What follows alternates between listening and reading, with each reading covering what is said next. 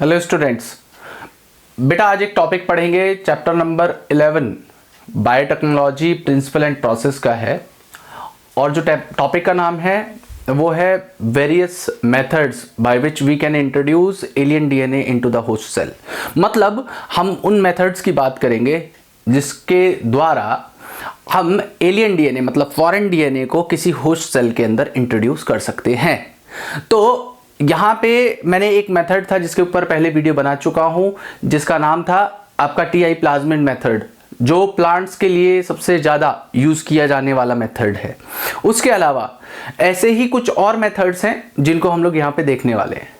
तो देखिए वो मेथड्स कौन कौन से होंगे। मेथड्स ऑफ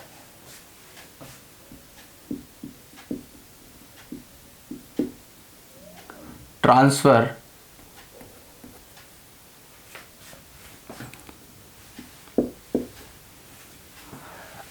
देखिए, सबसे पहला जो मेथड है उसे मैं कह रहा हूं disarm method, that is disarmed method.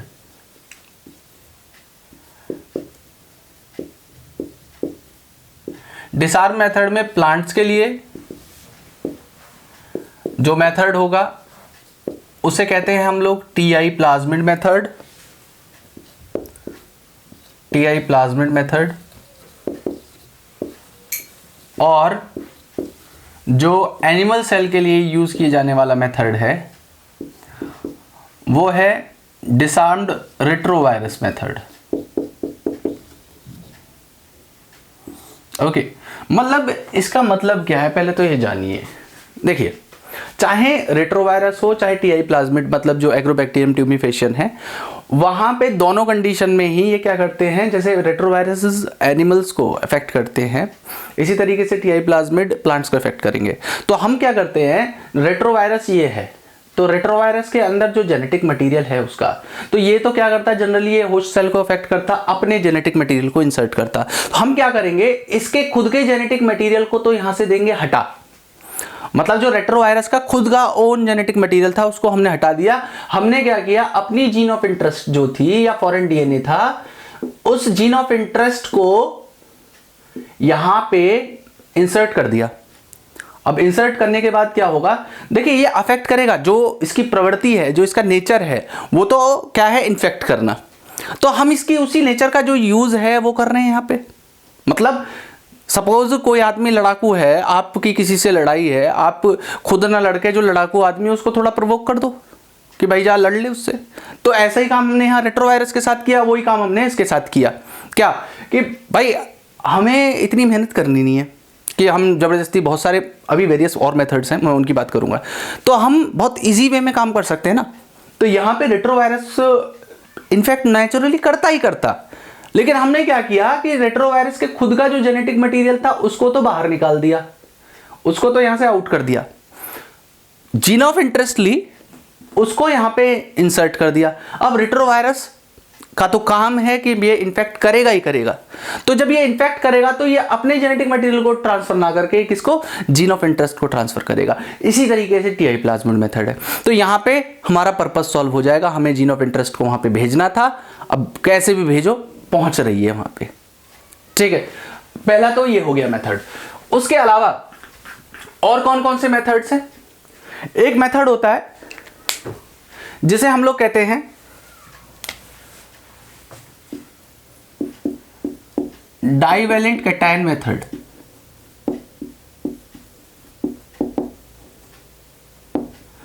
Divalent cation method में क्या होता है कि हम ऐसे कैटायंस लेते हैं जिनकी वैलेंसी 2 होती है, जैसे कैल्शियम आयन, स्पेसिफिकली कैल्शियम की बात कर रहा हूं। तो ये क्या करेंगे, जैसे ये यहां पे कुछ बैक्टीरियल सेल हैं और यहां पे मैं डाल दे रहा हूं क्या, ये मैंने आरडीएनए बना के डाल दिए। यहाँ पे आरडीएनए बनाने के मेथड आप जानते हैं कि आरडीएनए किस तरीके से बनाया जाता है। प्लाज्मिड को और फॉरेन डीएनए को जोड़ के एक डीएनए जो कहलाता है, दो अलग अलग डीएनए को जोड़ दिया एक साथ, तो वो रिकॉम्बिनेंट डीएनए है।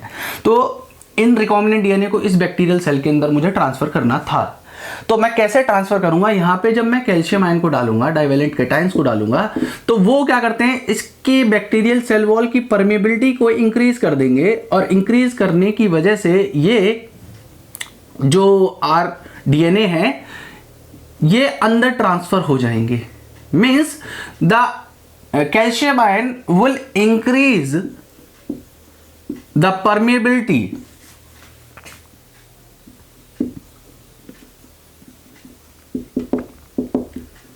of cell wall so that bacterial cell uptake foreign DNA या RDNA। ठीक है, तो ये हो गया हमारा डाइवेलेंट कैटायन मेथड। उसके अलावा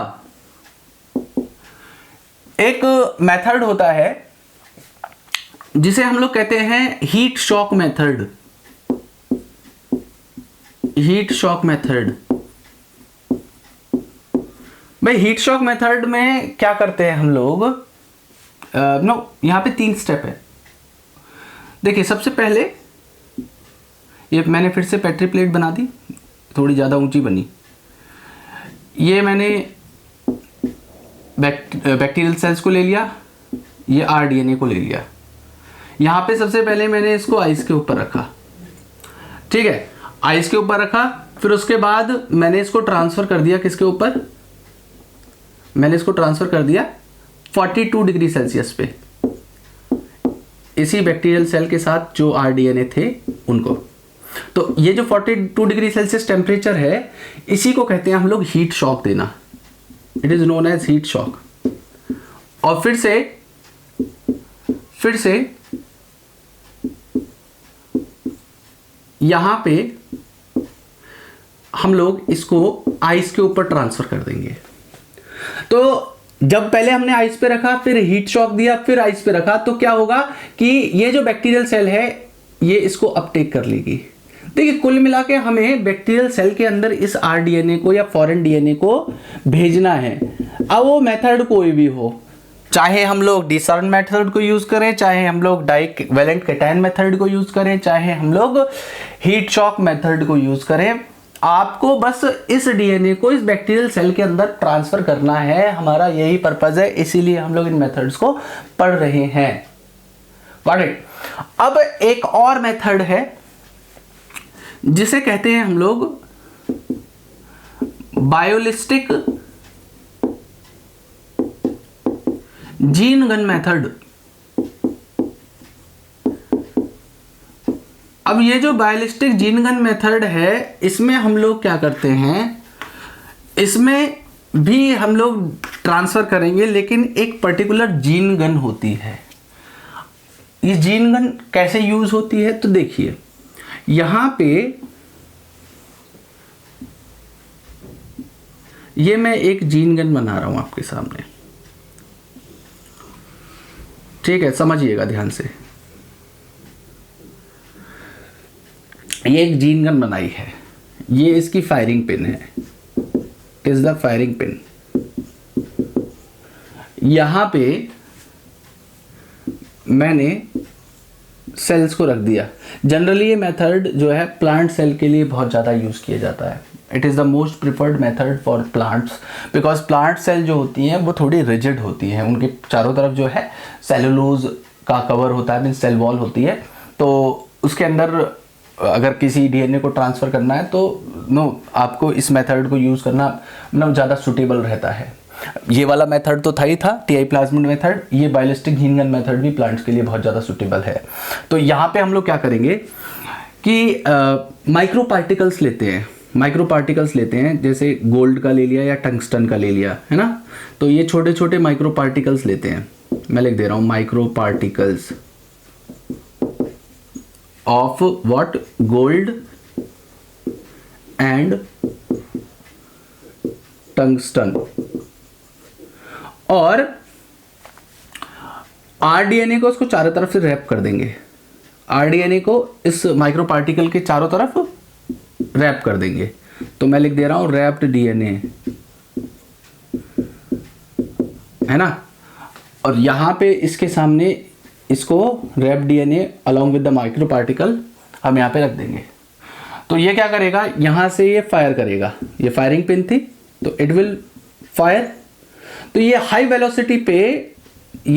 वेलोसिटी पे जाएगी और ये इंसर्ट हो जाएगी। इट इज़ सिमिलर टू जैसे हम लोग नॉर्मली शूट करते हैं, मतलब हम लोग नहीं करते, जनरली पुलिस वाले करते हैं, जो क्रिमिनल्स होते हैं उनको शूट करते हैं। तो जब उस टाइम शूट करते हैं तो क्या करते हैं, जब भी गोली चलाते हैं तो वो गोली जाके उस पर्सन में अंदर इंसर्ट होती है और उसके ऑर्गन को डैमेज करती है, जिसकी वजह से उस पर्सन की डेथ हो जाती है। तो सिमिलरली यहाँ पे भी इसको आप एक मिनी बुलेट समझ लीजिए, बहुत मिनी बुलेट समझ लीजिए, लेकिन इतनी ज़्यादा बड़ी नहीं होती कि ये कि सेल को डैमेज करे। बस हाँ, ये इतना होता है कि जो इसके चारों तरफ आरडीएनए है ये अंदर इंसर्ट हो जाएगा जाके। तो ये मेथड है जिसे हम लोग बायोलिस्टिक जीन गन मेथड जिसे हम लोग कहते हैं। सो ये मेथड्स से जिन्हें हमें पढ़ना था। बाकी अगर किसी में कोई डाउट हो तो आप मुझे लिख के ज़रूर बता दीजिएगा। Thank you.